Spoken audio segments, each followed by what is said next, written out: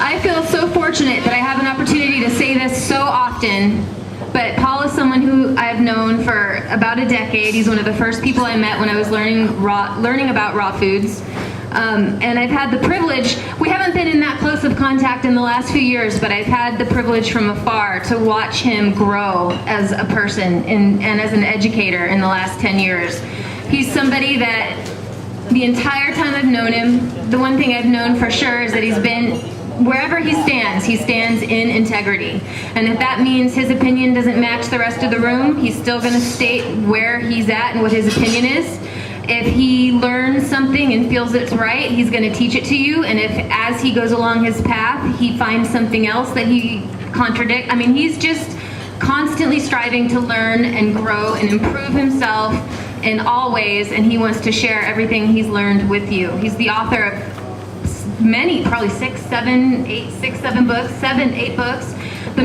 The first one we all got was The Raw Life. Then of course there's Raw Knowledge and Raw Knowledge 2 and Paul Nison's Guide to Health, and there's just so many things, so much information available from him. And his most recent book right now is The Daylight Diet, and that's what he's going to be sharing with us, is some information from that book this evening. So please welcome Paul Nison.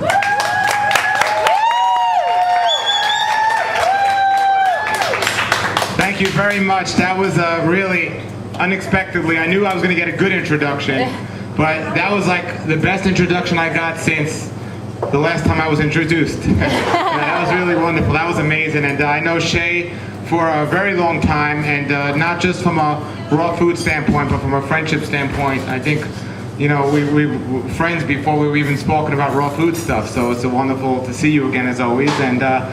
And Shea reminded me that I saw her many, many years ago, and I said, one day you're gonna be writing books or something, or doing stuff like this. And back then, it was probably the last thing from her mind, because you was just doing colonics back then, and now look what she's doing here. We're both talking over coffee machines. So we both come a long way. But it's great to be here, and I have to say everything Shea said is true, and you know, what I lose in popularity, I gain in integrity, because there's a lot of things happening in a raw food world that really are not healthy. And we have to understand that just because it's raw doesn't mean it's healthy. And we have to understand a lot of people are fooling themselves, thinking, oh, they're on a raw food diet and it's wonderful and everything else. You know, we can't just go by how we feel. You know, I know people that smoke crack that feel great when they're smoking crack, but what happens when they come down from that? You know, and they never get off that addiction. So there's a lot of things in the raw food world that are truly healthy, and if you do this the correct way, the raw food diet is the healthiest diet out there. But if you do it the wrong way, it's the worst diet out there. And I'm sad to say that more people that get into a raw food diet are worse after eating raw than before, because they're deceived, confused, and lied to. You know, so in my lectures and in my talks, I tell people the truth.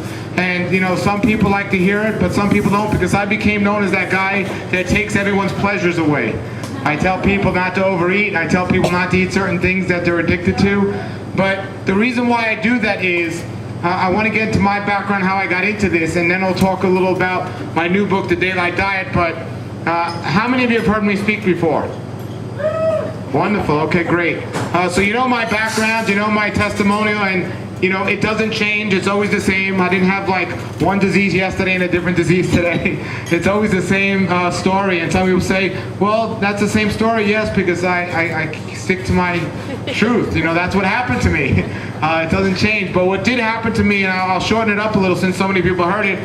When I was growing up in New York, and I grew up in New York, if you couldn't guess that already. Is there anybody here that is from New York? Great, we have a translator in the room right there. So I was growing up in New York, and you can put these right here, John. Thank you. Thank you very much. So, that's great. Thank you. So when I was growing up in New York, I was always into fitness, and I still am. I just love fitness. I had to laugh because the other day, somebody wrote on one of my shows on the comments that Paul Nison's really not into fitness, and if they only knew me, you know, I'm more into fitness than I am into diet. But I found out at a very young age being fit and being healthy was not necessarily the same thing. And there's a lot of people confused with that. You can walk through a lot of gyms and see a lot of good-looking people that are fit, but most of them aren't healthy, and I was one of them. But when you were young, you could eat just about anything and feel amazing, and I felt amazing. But it caught up to me, and at 19 years old, I started to get some really bad stomach pains. And after trying to just ignore it, I couldn't anymore, and I went to the doctor, and I got diagnosed with something called inflammatory bowel disease, also known as ulcerative colitis or Crohn's disease, which is inflammation of the colon. So my whole colon was inflamed. Anytime there's a disease that ends in the letters I-T-I-S, it means there's inflammation somewhere in the body. Proctitis, pancreatitis, colitis, and so on, arthritis. And I kept asking my doctor what I could do, and to make it even worse, she told me at 19 years old that I was a high risk for colon cancer, and by the time I was 30, I'd probably have it. She also explained inflammatory bowel disease to me. What it is, it's inflammation of the colon. I have uncontrollable bowel movements, or I had uncontrollable bowel movements. Now, you know, this isn't a good thing in New York because there's not bathrooms all over the place.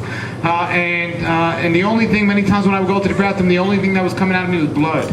Oh, wow. And malnutrition. Here I was, the whole point of me, I was very into vanity and everything else, and the whole point of me being so much into fitness at that point in my life was so I look big and strong. Because to me, the worst thing was for a young guy to look skinny and weak.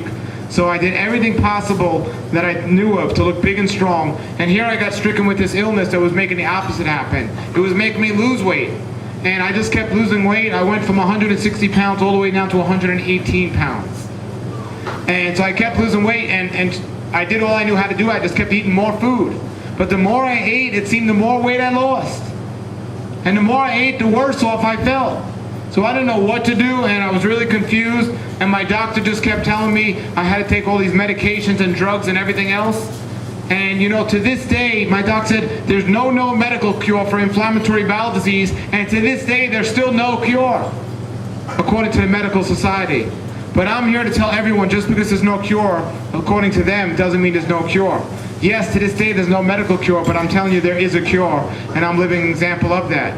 What I did simply was listen to just about everything my doctor told me, but I wasn't getting the results I wanted. So then I finally got wise, and I started doing the opposite, and then I started to get the results I wanted. So I tell everyone, go to the most popular doctor you can find, and whatever they say, do the opposite, and you'll be pretty healthy. By the way, are there any doctors here tonight? Good, good. Now, some doctors are amazing. I mean, if I get in a car accident, don't tell me an apple, send me to the emergency room.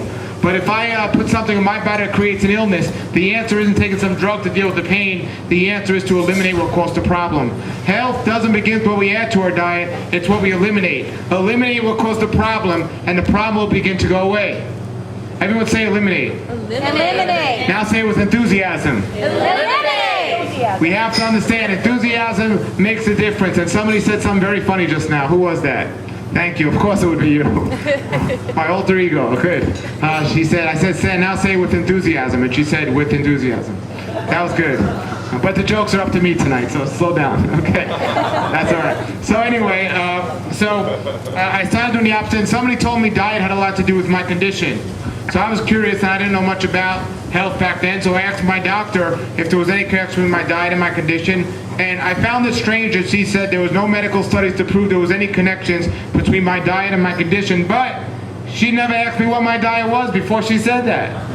So I'm saying, how could you make that claim without ever saying that? The only thing I remembered she saying about diet was whenever something was wrong when I was in an inflammatory stage, she said, eliminate dairy products until you're better.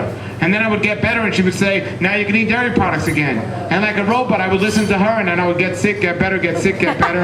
Then finally one day I said, well, wait a second. If every time I eliminate the dairy products I get better, and then she's telling me to eat them again and I get worse, why don't I just not go back to eating them? So I finally decided to eliminate dairy products, and my condition began to heal. And from there it went on and on and on until I was eating a vegan diet. Now I didn't know better at the time. I was eating a junk food vegan diet. You know, just like not all raw diets are the same, not all vegan diets are the same. You know, and let me give you an example. If you have a cookie and then you have an organic cookie, it's still cookies. It doesn't make a difference. You know, junk food is junk food. You can eat noodles all day and call yourself a vegan. It doesn't mean you're going to be healthy. And you can eat a lot of raw food, junk food, and these raw food candies and everything else, and call yourself a raw foodist, but it doesn't necessarily mean you're healthy. I see the big problem in the raw food world today. A lot of people running around saying they're raw foodists, but they have no idea what health is. and they have no idea what good food is. Just because it's raw does not mean it's healthy. And I see a lot of people bickering about how much of this or what type of this or all this other things. It's plain and simple.